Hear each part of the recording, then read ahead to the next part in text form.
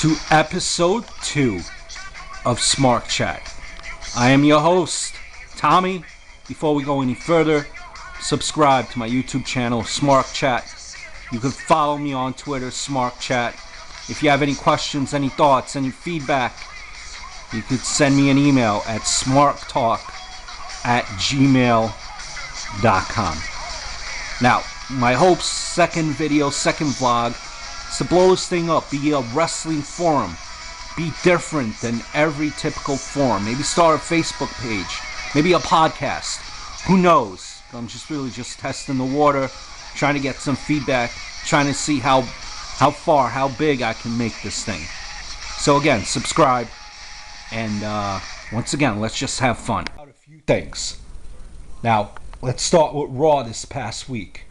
Now, you've probably seen it. If you haven't, you could probably catch it on YouTube.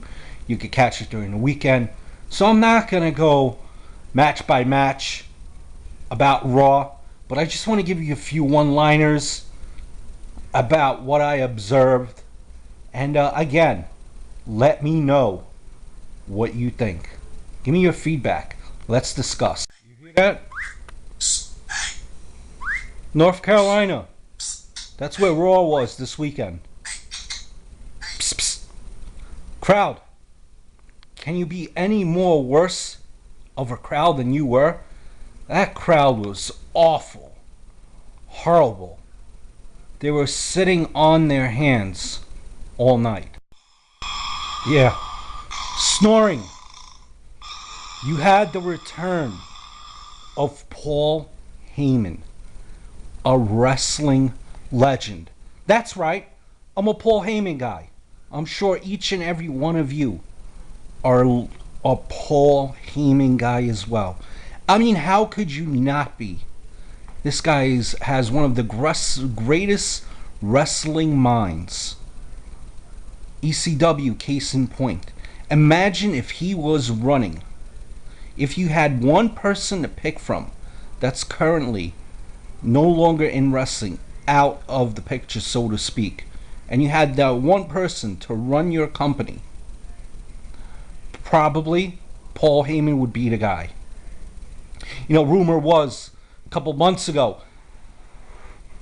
with TNA and Paul Heyman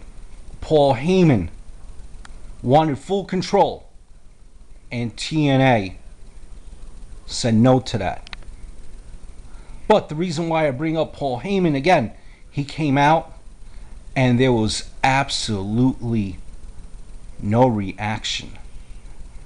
Brian Christopher, when he came out on Raw a few months ago, remember with Jerry Lawler and the whole Michael Cole angle, he probably got a bigger pop than Paul Heyman did. That crowd was awful. Awful. Either they were just completely out of it, or half the people, more than half the people in that audience, had no idea who he was. It's sad. He's only been out for maybe 6 or 7 years, and it seems like no reaction. Out of sight, out of mind, I guess. Alberto Del Rio. Gino Hernandez wants his gimmick back. Rick Martel wants his gimmick back. Hello? Give back the gimmick. I'm sorry. No matter how many times they bring out Alberto Del Rio, I just don't get him. I just don't get his character. He does nothing for me. But take the North Carolina crowd out of this equation, because they really are not a good barometer. It was a really horrible crowd. But prior weeks, when you look at Alberto Del Rio come out, he gets no reaction. He does nothing for me. Honestly, I think Ricardo Rodriguez, he gets more of a reaction than Alberto Del Rio. Please, Alberto Del Rio, just go away. Go away. Go. You remember that push that he had a couple of months ago?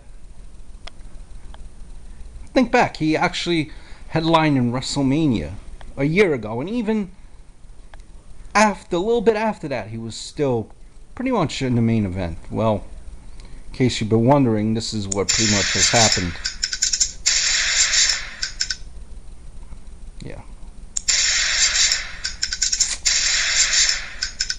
Miz, I should have caught R-Truth. It's rough.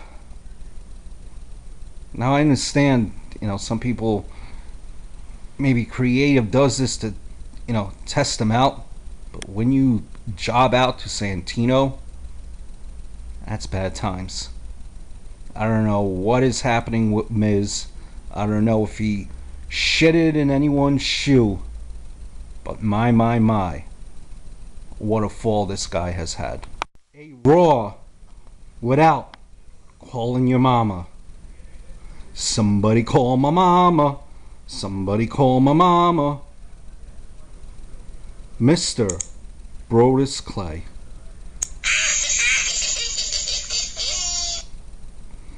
Funny. He's fun.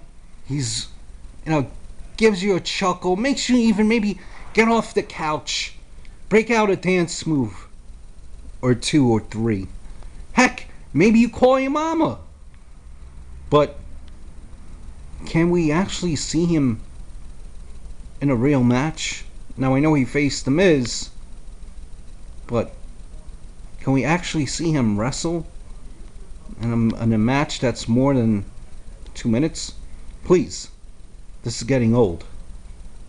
Please, let's move on.